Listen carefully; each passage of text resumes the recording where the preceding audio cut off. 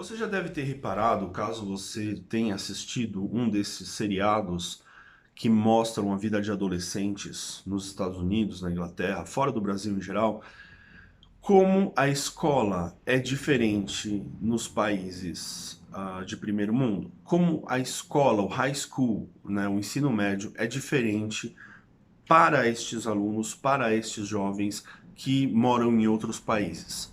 No Brasil, nós temos um modelo de escola muito diferente deste modelo de escola que existe lá fora. E eu acho que essas diferenças entre eles e nós acaba implicando na nossa defasagem do ensino quando nós comparamos os dados aí, como por exemplo o PISA, né, em que nós percebemos que a escola fora do Brasil tem maior sucesso no processo educacional do que a escola no Brasil. E aí, muitos elementos vão se juntar aqui, né? E é interessante como não é possível, às vezes, quando a gente pensa em melhorar a escola, não é possível ações isoladas que sejam, vamos criar um elementozinho, vamos adicionar um elementozinho a mais, né? Vamos colocar aqui, vamos fazer uma sala ambiente, né? Então agora temos aqui a sala de aula normal, de aula chata acontece, e agora a gente tem uma sala ambiente onde a gente leva o aluno 2 vezes por ano para pretensamente é, emergir dentro de uma experiência aí, ou melhor, submergir dentro de uma experiência mais sensorial, uma bobagem desse tipo. Ora, você é contra a sala ambiente? Ao contrário, muito ao contrário. Eu sou contra o uso, digamos que estético que nós damos à sala ambiente e que na escola brasileira tudo se apresenta como assim, a panaceia do dia. Então agora nós temos uma solução mágica. E quando a gente olha para a escola americana, inglesa, francesa e de outros países, a gente percebe que eles têm toda uma estrutura diferente da nossa. E que talvez eu nem consiga aqui tratar sobre isso tudo nesse vídeo, mas eu queria mostrar a partir de exemplos que vocês já devem ter visto em seriados, como a nossa escola e a deles é diferente. E como essa diferença determina a excelência deles e a nossa defasagem. Então, vamos começar aqui com uma cena bastante prosaica desses seriados, uma cena muito comum, tá? Stranger Things, Atypical, 30 Reasons Why, esses seriados que mostram adolescentes com seus dramas, etc., e que tem como pano de fundo a escola, né? A escola nem sempre ela é mostrada nos seus detalhes, mas a escola ela é o ambiente onde se passa grande parte das tramas, né? Que são tramas, às vezes, por exemplo, Stranger Things é uma trama sobrenatural, tem um combate com um monstro, etc e tal. É, e às vezes tem um drama, como no 30 Reasons, né?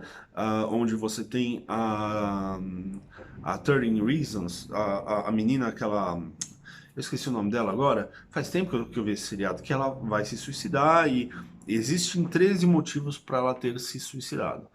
Ah, e ela tem grava-fitas e etc. E vai contar a sua história. E aí você vai ver como que é a vida dentro da escola, o bullying, etc. e tal. Bom, vamos tirar a trama e vamos pegar só esses elementos que nos contam sobre como é a vida escolar fora do Brasil. É, se você pensar numa cena muito comum, uma cena onde os alunos se encontram no corredor, o que nós temos? Alunos, uma turminha aqui, outra turminha ali. Nós temos uma variedade de idades bastante grande. é, e nós temos um elemento sempre presente em todos esses seriados, que são os armários. Os alunos têm armários. Olha só que coisa fantástica, né? Eles inventaram um negócio lá nos Estados Unidos que chama armário. É um troço lá que é um dispositivo extremamente complexo, tem uma porta que abre e fecha. E também tem um cadeado que você coloca lá. É um negócio complexo, de coisa de primeiro mundo, que só tem nos Estados Unidos. Não sei por quê, né? Quer dizer, esses armários, eles facilitam a vida do estudante. Mas eles contam pra gente coisas para além da obviedade. Claro, o armário serve para você guardar coisas, serve para você não ter que carregar 1000 livros. Se você vai para a escola e se você volta da escola, você não precisa trazer todos os seus livros, você não precisa levar todos os seus livros. E se você tiver os seus livros lá no seu armário e de repente a gente vai ter uma atividade, eu vou ter uma aula vaga ou um período livre e tal. Eu posso fazer um trabalho de uma outra matéria, mas eu não trouxe o livro. Não, meu livro está lá no armário. Ah, mas o professor, eu esqueci o livro em casa. Não, seu livro está lá no armário. Não tem desculpinha, a coisa acontece com mais fluidez. O aluno não precisa carregar aquele monte de livro numa mochila para lá e para cá todos os dias. Isso é uma perda de tempo, um esforço inútil. Muito bem, esse é o elemento primeiro que nós vemos, o quê? A utilidade do armário, né? Mas, para além da utilidade do armário, o que o armário nos conta? O armário nos conta, por exemplo, que o aluno passa grande parte do dia na escola. O ensino médio nos Estados Unidos e em outros países é ensino médio integral. O aluno entra lá 7 horas, mais ou menos, 7h30, mais ou menos, né? Às vezes inicia as aulas 8, aí você tem uma aula, tem um intervalo, tem outra aula, tem outro intervalo, e somando tudo, o aluno fica geralmente até as 3 horas na escola e dali para diante ele ainda fica caso ele pratique esportes. Então, alunos que jogam futebol e tal ainda ficam até as 5 ou 6 horas. Então, é um período integral de estudos que vão até as 3 e mais uma possibilidade de você aumentar esse tempo aí, caso você pratique esportes. Você tem aulas de muitas coisas diferentes. Às vezes você tem aula de teatro, aula de pintura, aula de dança, aula de muitas coisas diferentes. Aí você pensa, nossa, mas como é que faz, né? É, não vai caber naquele horário, naquelas 6 aulas do período matutino. Realmente não cabe. É por isso que a escola lá é um período maior. O armário, inclusive, serve para que o aluno tenha lá seus utensílios, sua troca de roupa, um tênis, um chinelo, uma outra coisa que ele vá precisar durante as suas atividades. É, e isso muda completamente a vida do aluno, né? Ah, o armário também nos fala sobre a necessidade de você passar sempre por ali. Você percebe como os alunos sempre estão passando nos corredores onde eles vão socializar. Quer dizer o quê? Bom, se os alunos estão sempre nos corredores, quer dizer que tem muito intervalo, né? Por quê? Porque os alunos trocam de classe. Esse é aqui o elemento que eu acho o elemento central, sem o qual não existe como dar nenhum outro passo, não existe como evoluir nessa questão educacional se nós não entendermos que o modelo de rodízio de professores não funciona. Tá? Essa é a questão central do vídeo. Eu queria que vocês entendessem isso. O sistema de rodízio de professores que nós temos hoje na escola, principalmente na escola pública, mas na escola privada também, onde o professor dá uma aula de 45, 50 minutos numa sala, baixa o sinal, ele pega as suas bugigangas, as suas tralinhas e corre para outra sala para dar mais uma aula, e depois bate o sinal, ele pega as suas bugigangas e corre para outra sala. Numa escola particular, isso pode às vezes até funcionar.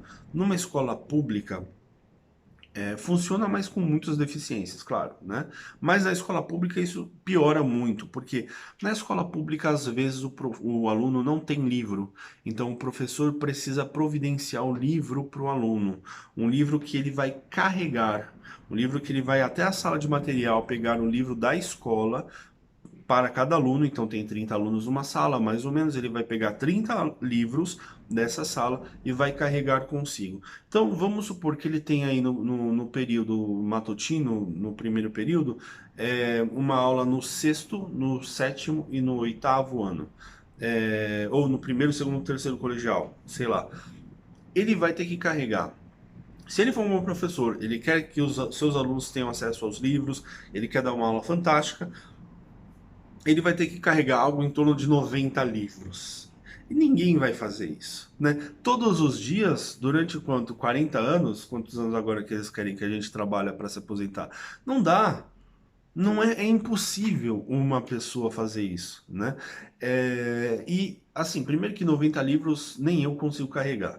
Segundo que você vai precisar, às vezes, para você fazer isso, você precisa da autorização da escola para abrir a sala de material. Aí você precisa de alunos para te ajudar. Meu, um atrapalhamento tão absurdo, uma coisa tão ilógica, tão absurda que não funciona e não tem como funcionar. O que acontece na escola americana e na escola estrangeira em geral? Os alunos trocam de sala, o professor não troca de sala.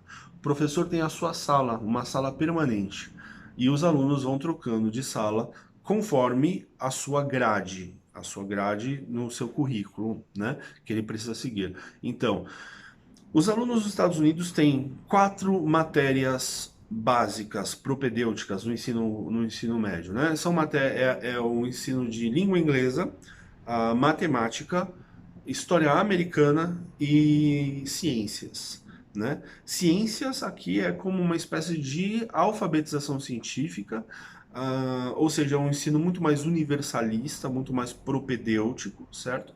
Do que um ensino tecnicista e específico de temas que o aluno, caso não seja da área científica, vá usar. Então, por exemplo, é muito mais importante que o aluno entenda, por exemplo, a teoria da evolução e as suas implicações e o seu diálogo com várias outras disciplinas da ciência, do que ele aprenda rigorosamente a fazer um cálculo estequiométrico, né?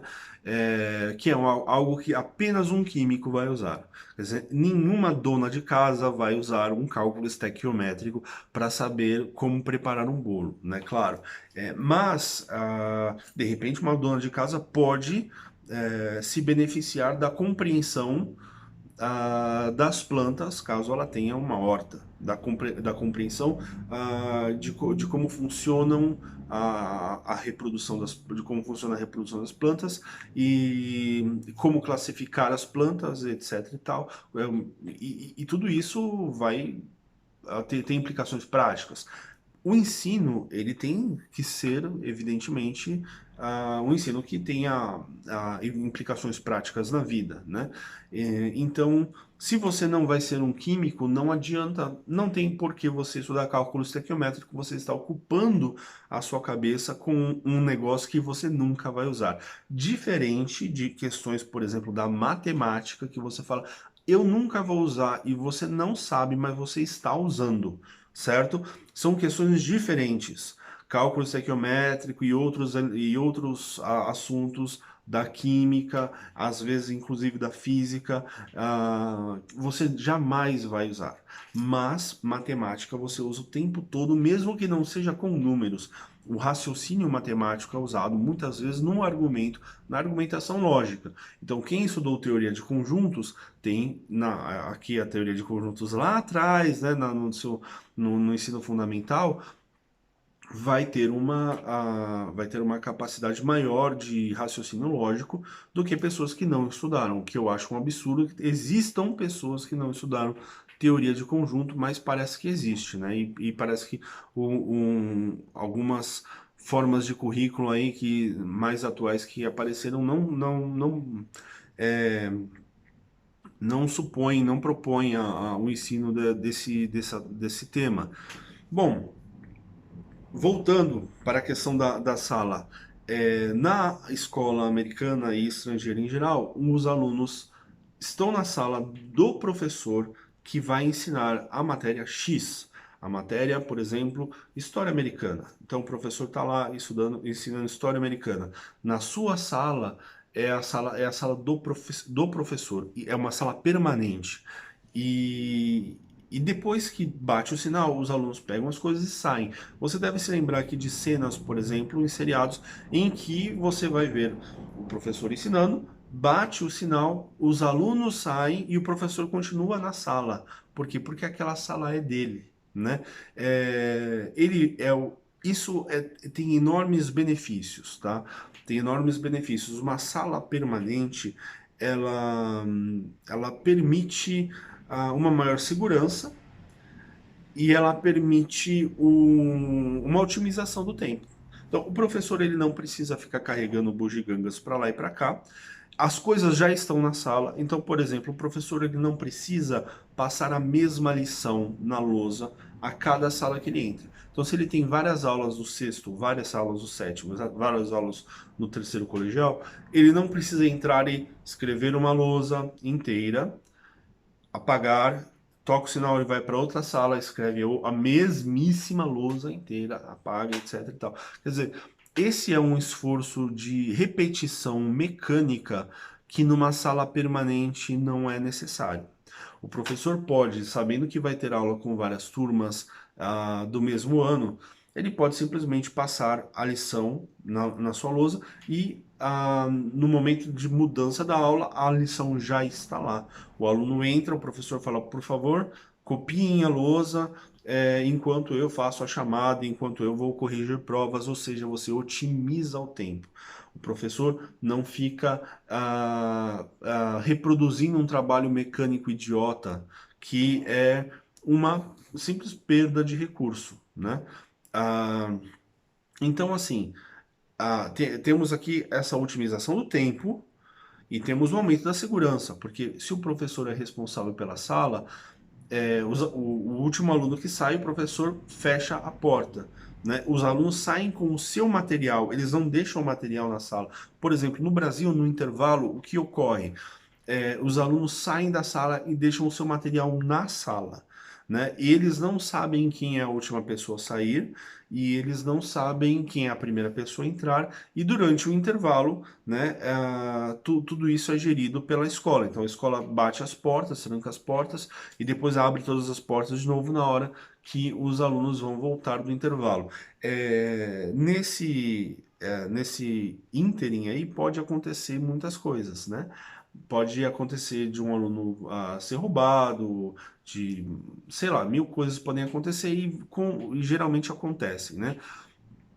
Então, nós temos aqui uma maior segurança e um aproveitamento maior do tempo. E a sala permanente nos possibilita a criação da sala ambiente. Aí sim, uma sala que não é um penduricalho, não é uma espécie de exotismo, onde nós vamos pegar os alunos da sala de aula e levar aquela coisa, aquele monte de gente para outra sala, para fingir que está aprendendo alguma coisa num ambiente decoradinho e bonitinho, né? Não é isso. A sala ambiente não é um ambiente decoradinho.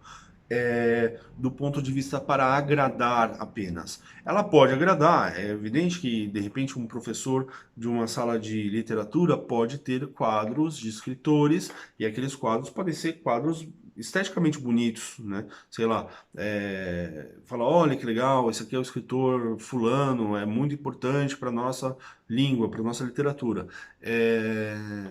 Mas isso não é o objetivo da sala ambiente. Quer dizer, algumas pessoas acham, por exemplo, a sala ambiente de história, ela tem umas pinturas, umas caravelas, né? Então as pessoas pintam as caravelas, pintam os cavaleiros templários, pintam uns tanques de guerra e pronto, agora você está numa sala ambiente, que gostoso, estou aprendendo história enquanto eu fico vendo figuras. Não é isso. Tá? Não é para isso que serve uma sala ambiente.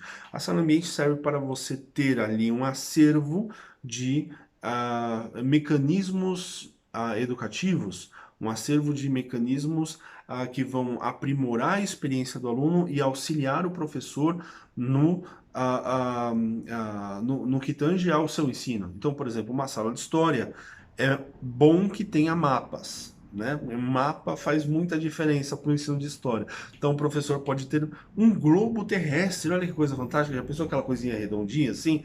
E aí o aluno olha para aquilo e fala: Oh, a Terra não é plana! Oh, que coisa fantástica! Simplesmente pela visualização do globo, e você entende a elegância do modelo da explicação, e você já se sente mais convencido. Nos dias de hoje, eu sei que isso você pode estar assistindo isso, não sei em que ano, aí no futuro, mas em 2020/2019, nós temos um problema no Brasil que é a disseminação da loucura nas redes sociais.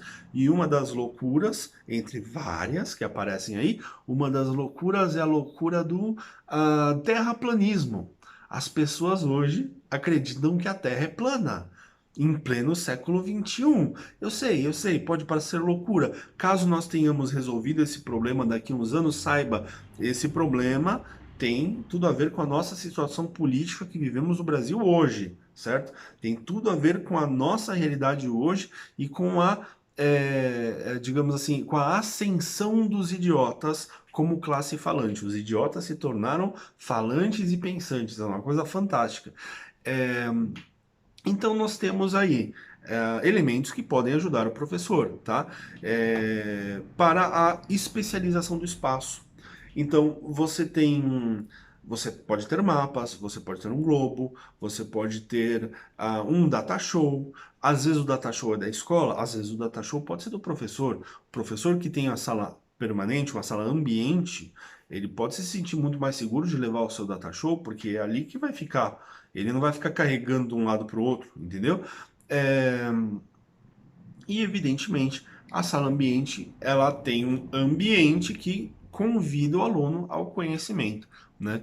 É, Então de repente o professor pode colocar uma citação de um pensador, né?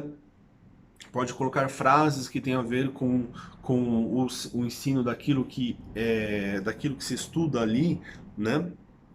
Então, assim, a sala ambiente, ela é um elemento presente nessas escolas. Você vai ver cenas muito comuns de professores que estão numa sala com...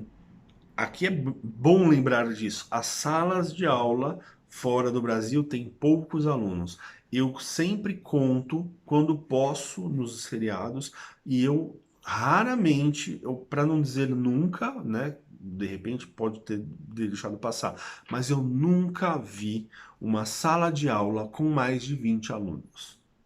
Entende? A diferença é gritante. E em algumas escolas particulares, por exemplo, né, em seriados aí, tipo Gilmore Girls, você vai encontrar uma sala de aula com 15 alunos. Né? Você tem ali cinco cadeiras e 3 fileiras. São 15 alunos numa sala de aula. Isso é totalmente determinante na qualidade do ensino, né?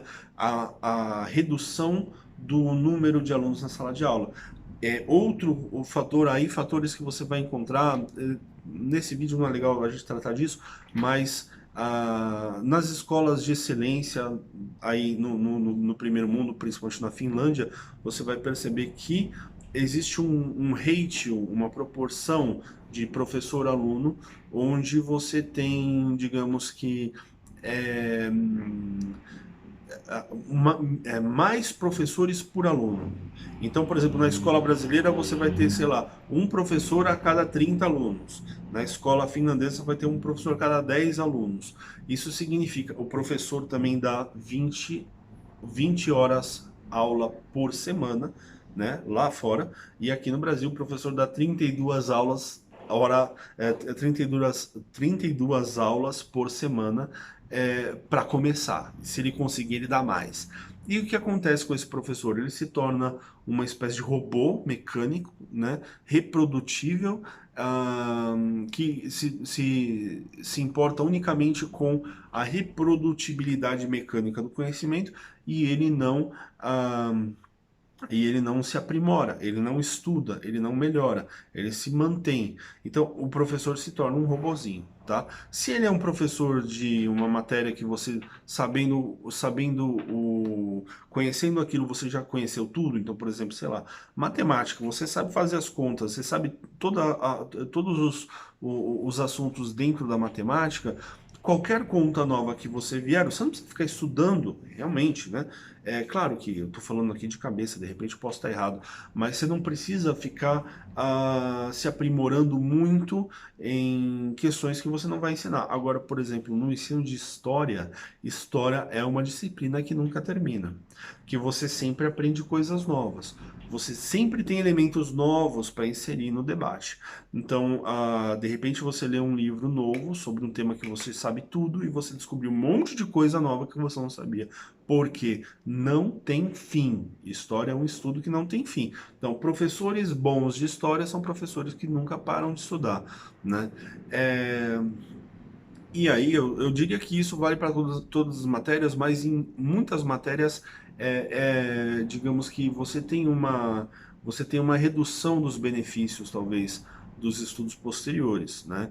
Eu imagino, que é uma suposição, mas em história, que é a matéria onde nunca termina. Literatura, imagino que a mesma coisa, né? É a matéria que nunca termina. Você vai ler, ler, ler, ler e não vai terminar, né?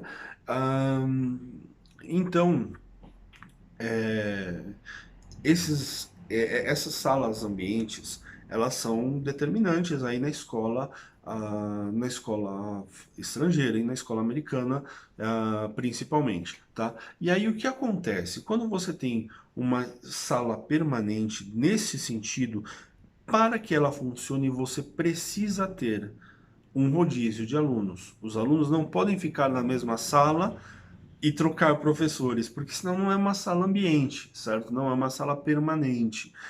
Para ser uma sala ambiente, ela precisa antes ser uma sala permanente. E para ser uma sala permanente, ela precisa que os alunos façam rodízio. E aí você precisa do quê? De armários. E aí a possibilidade que nós temos nesse enquadramento em que você tem rodízio de alunos e sala ambiente, você tem aí a cereja do bolo, que eu acho que é a coisa mais importante na educação fora do Brasil, que é o currículo flexível. O currículo flexível, ele é a mudança completa, né? Porque o aluno, como eu disse para vocês, ele tem as matérias propedêuticas, ele tem aquelas matérias lá, aquelas 4 matérias, língua inglesa, ciência, matemática e história americana. Além dessas matérias, ele pode escolher o que ele quiser. Então, eu quero estudar mais história, eu quero estudar mais ciência, eu quero estudar mais linguagem. E aí ele vai desenvolver isso aí. E muitos alunos vão criar currículos únicos, né? Os seus próprios currículos. Então, alguns alunos, por exemplo, de humanas vão querer fazer teatro, vão querer fazer pintura, ou estudar música, ou alguma coisa do tipo. Alguns alunos de matemática também vão querer estudar música, porque música tem a ver com matemática, e assim por diante. Quer dizer, alunos também de ciência podem querer fazer teatro, e também alunos de humanas podem querer se especializar dentro de uma área da ciência, né? Então, assim, você vai ter alunos que vão ser totalmente focados em biologia, química e física. Você vai ter alunos que é mais focado em biologia porque ele quer ser médico, tá? Você vai ter um aluno que é mais focado em física porque ele quer ser engenheiro, e você vai ter um aluno mais focado em química porque ele quer ser químico ou alguma coisa assim. E aí você vai ter os alunos que são focados nas três ciências, digamos, porque o cara quer ser da NASA, o cara quer ser astronauta.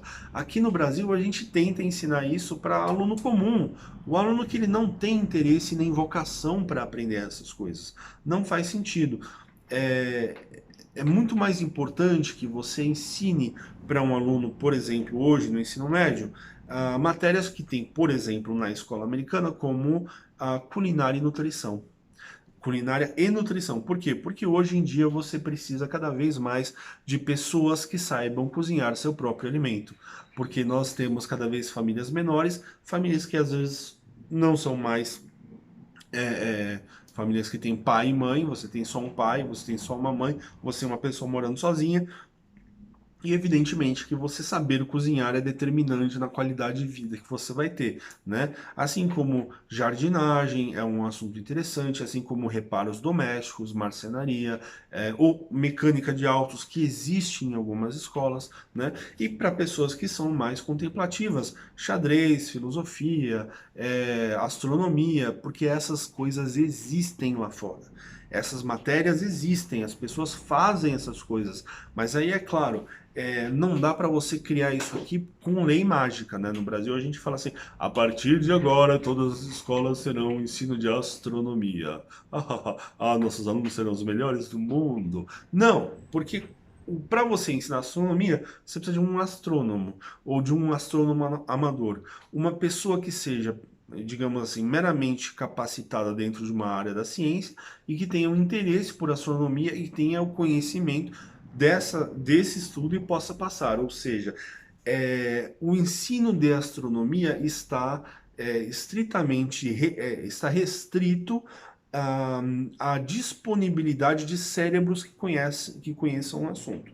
Então, de certa maneira, a educação possível ela está restrita a um bem escasso que são cérebros capacitados, né? Então, um professor que pode dar aula de teatro, de pintura, de astronomia, de algum ensino especializado, ele não é um professor, ele não é um professor comum. Talvez em algumas escolas você não vai ter essa possibilidade. Talvez em algumas escolas você não vai ter um ensino de astronomia, certo? Em outras talvez você não tenha um ensino de filosofia ou um ensino de teatro. Mas você vai ter um currículo mais aberto. Então, os alunos vão, a partir daí dos seus interesses, formular o seu próprio currículo, tendo, claro, uma base em comum e dali expandindo os seus horizontes, de forma que ele mesmo vá escolher as suas inclinações. Isso já muda completamente. Você ter um aluno, por exemplo, que vai estudar literatura inglesa, sei lá, vamos supor, ou literatura portuguesa, ah, porque ele quer, porque ele escolheu aquilo, né? É totalmente diferente de você ter um aluno que ele não tá nem aí, ele tá de saco cheio, ele quer ser engenheiro, ele tá estudando matemática, ele tá estudando física, e ele vai na sua aula, ele fala, vem aquela professora chata, velha, gorda, chata do caramba, que vem me falar do quê? De sujeito, verbo, predicado, de Camões, de essa de Queiroz, eu não quero saber dessas coisas. Claro, eu acho que é um mau gosto a pessoa não se interessar por isso, mas entendamos, alunos do ensino médio são jovens que têm muita vontade de fazer certas coisas e zero vontade de fazer outras. E a gente não tem como. Eu, por exemplo, já falei, sou apaixonado por arte, apaixonado por filosofia, apaixonado por mitologia, apaixonado por história. E eu não posso simplesmente forçar a pessoa a saber. A única dessas matérias que eu acho que você tem que saber minimamente para que você exerça a sua cidadania é a história, né? Mas agora, se você não está nem aí para a história da arte, eu vou fazer o quê? Eu vou lamentar só isso, né? É, mas você imagina o impacto que isso vai ter em alunos motivados, alunos que estão na sua aula porque querem estudar aquele assunto, porque estão interessados em aprender aquele assunto. É totalmente diferente, é completamente diferente. É, Então, aqui temos aqui a fórmula mágica, a fórmula que não dá para você separar, tá? Você tem rodízio de alunos, salas permanentes com a perspectiva de se tornarem salas ambientes e aqui na cereja do bolo o currículo flexível, tá? Se você não tem essa base, você não tem currículo flexível. Para que você tenha currículo flexível, você precisa de quê? Sala permanente. E para que você tenha sala permanente, você precisa de rodízio de alunos. Então, aqui nós temos um antagonismo de base, um antagonismo radical que se dá entre dois modelos: o modelo de rodízio de alunos e o modelo de rodízio de professores. Quando você tem rodízio de alunos, você tem prós e contras. Quando você tem rodízio de professores, você tem prós e contras. Eu acho que os prós do rodízio de alunos saem da sala, vão pro corredor, trocam o seu material no armário, ou se você tem uma escola muito desgraçada, você não tem armário, muito bem, o aluno carrega material na mochila, vai para outra sala de aula. Não tem porquê não tem por que a gente manter o sistema da maneira como está. O rodízio de professores, ele tem um único benefício, que é o aproveitamento maior do tempo, porque você não precisa de um intervalo entre uma aula e outra, tá? Então você pega um professor, ele sai daqui e ele entra aqui. Claro, até ele desmontar todo o seu material, guardar tudo, empilhar tudo, levar para outra sala e desempacotar e papapá, você já perdeu o tempo que você ganhou, tá? Então eu acho que é um ganho muito ilusório. Você pega um professor, por exemplo, que ele está numa sala de aula, ele tem que desmontar o seu, ah, ele tem que desmontar o seu equipamento. Então eu não sei se que ele pode estar usando seja um mapa, seja um data show, ou seja simplesmente uma lousa que ele passou. Ele vai ter que remontar tudo isso na outra sala. Tá? Então, se for a lousa, é a pior de todas as perspectivas, porque a lousa demora para você montar, ou seja, para você passar novamente a lição na lousa. Tá? É... E aí você tem uma suposta otimização do tempo, porque você não tem que deslocar um monte de gente, você desloca uma única pessoa e parece mais rápido. O professor sai dessa sala, vai para essa sala e pronto, você resolveu o problema. Não, não resolveu o problema, porque o tempo de desmonte e de remonte da estrutura dos equipamentos da sala de aula vai ser perdido nisso aí. Então, ele é um ganho ilusório. Para a administração da escola, parece que ganhou, porque quem está fora, quem está no corredor, fala: olha só, rapidinho, o professor vem para cá, outro ali, blá, blá, fechou as portas, aula começou. Não, a aula não começou. A aula vai começar daqui uns 10 minutos, com sorte, né? Então, o que acontece? Você tem eu acredito que você tem uma falsa otimização do tempo no sistema de rodízio de professores. Mas no sistema de rodízio de alunos, você vai ter o quê? Você vai ter uma perda de tempo, porque vários alunos se deslocando de uma sala para outra, cria uma certa confusão, eles vão se encontrar no pátio, eles vão conversar um pouquinho, eles vão tomar uma água, eles vão fazer um xixi, eles vão guardar um livro, tirar um livro, não sei o que lá e tal. Então vamos dizer 15 minutos vão ser perdidos. Muito bem, 15 minutos onde os alunos tiveram uma recreação, onde os alunos tiveram um intervalo para tomar uma água, para fazer um xixi, para conversar com outro aluno, onde o aluno deu uma espairecida, certo? E aí ele está pronto para uma nova aula. Ou seja, este tempo perdido é um tempo ganho, enquanto que o tempo ganho do professor trocando de sala é um tempo perdido, porque ele precisa remontar o seu equipamento, tá? E então assim, essa é a grande antagonismo aqui no rodízio de alunos e rodízio de professores. Quando você tem um rodízio de alunos, isso te possibilita um leque de coisas muito grandes. Isso te possibilita a sala permanente, isso te possibilita o currículo flexível, tá? E a sala permanente otimiza o tempo, aumenta a segurança, possibilita a criação da sala ambiente, que é a especialização do espaço, né? Que vai criar um ambiente mais atrativo para o aprendizado. E o currículo flexível vai aumentar a autonomia do aluno, vai aumentar o interesse do aluno nas aulas que ele vai escolher, né? Então, assim, temos e também uma diversidade da socialização. Olha só que interessante, porque veja, se você é um aluno que não tem uma sala fixa, você está cada hora em uma sala, indo para cumprir a sua grade, você vai encontrar na outra sala alunos que não estavam na sala anterior. E na terceira sala, alunos que não estavam nem na primeira nem na segunda.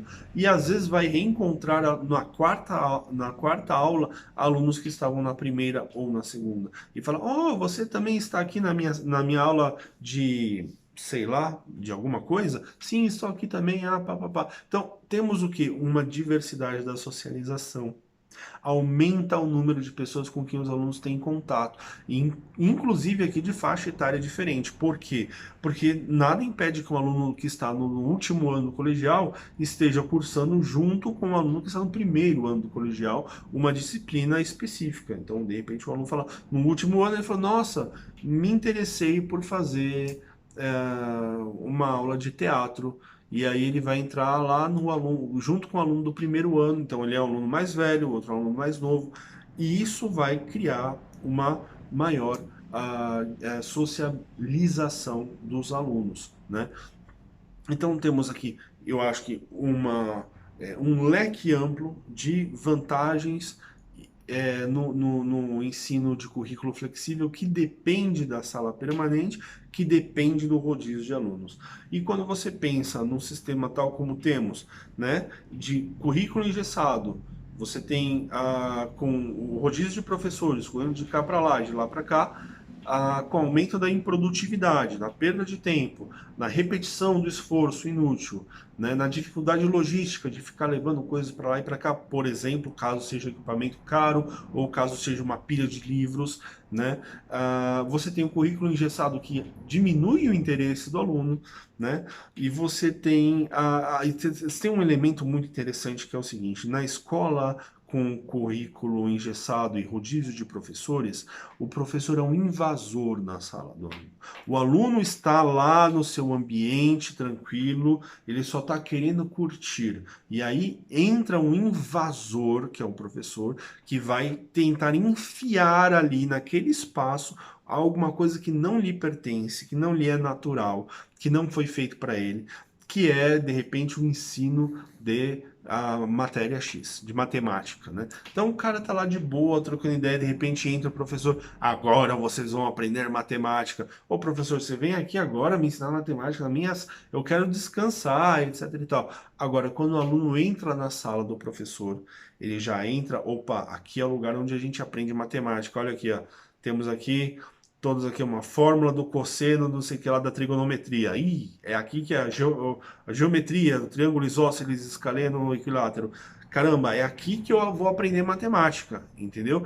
E eu estou entrando no território do conhecimento. Não é o conhecimento que está entrando no meu território. Assim, esse elemento psicológico é só digamos assim, é só mais um dos elementos, tá? Isso aqui não é assim a base do meu argumento, não é essa. Eu não baseio nada em argumentos psicológicos. Eu acho isso um absurdo. Mas existe esse elemento, o elemento do professor como invasor, né? Numa sala de aula que não tem elementos atrativos, que não convida para a matéria que se vai estudar, né? E sem os recursos pedagógicos básicos que o professor precisa, tá? Então, o professor precisa de tais coisas. Não tem, por quê? Porque ele tem que carregar. E aí não vai dar para carregar. Agora, numa sala permanente, numa sala ambiente, você pode ter esses recursos. Então, o meu recado é esse, gente. É preciso mudar o nosso sistema para nos adequarmos ao primeiro mundo e ter uma escola que esteja, digamos assim, nivelada com as escolas de fora, né? A gente precisa melhorar, ainda que a gente não vai chegar nunca no nível da Finlândia, se a gente chegar no nível de um Estados Unidos, uma Inglaterra, já está maravilhoso, né? Ainda que eles lá se lamentem do seu sistema e eles realmente têm problemas, etc., para nós já é um avanço. Então, é, é isso que é importante que a gente fale. Inclusive, assim, é bom lembrar também que a Finlândia ela ela é muito valorizada, mas é porque ela tem um ensino muito forte no ensino fundamental 1, naquela basezinha da alfabetização. Ali o ensino é monstrão mesmo. Dali para frente, a escola é mais ou menos parecida com aquilo que a gente tem nos Estados Unidos, na Inglaterra e etc e tal. Então, esse aqui é um vídeo para que você mande para um professor que é seu amigo, Caso você queira debater e discutir questões pertinentes a esse estudo, por favor, pode usar o ambiente de comentários aqui, escrever o que você, as suas experiências, o que você acha, o que você não acha. Se você já foi para fora do Brasil e já vivenciou essa experiência de ver uma escola na prática, no dia a dia, ao vivo, por favor, me conte, eu quero saber, tá? Se você já teve a experiência de, na sua escola, implantar um sistema de rodízio de alunos com sala permanente, por favor, me conte, porque isso é muito importante. Eu quero ter mais dados sobre isso, porque até onde eu tenho visto, essa é o caminho por onde nós temos que ir, tá? Por favor, compartilhe aí com seus colegas, com o pessoal que estuda com você, com os professores que trabalham com você, e vamos tentar enriquecer esse debate e pensar mais na educação, né, que está tão defasada. Meu nome é Cassiano Tirapani, eu sou ex-professor de História do Estado de São Paulo e eu agradeço muito pela sua paciência, por ter me ouvido até aqui e pela sua contribuição. Espero aí ansiosamente. Um abraço, até mais. Tchau, tchau.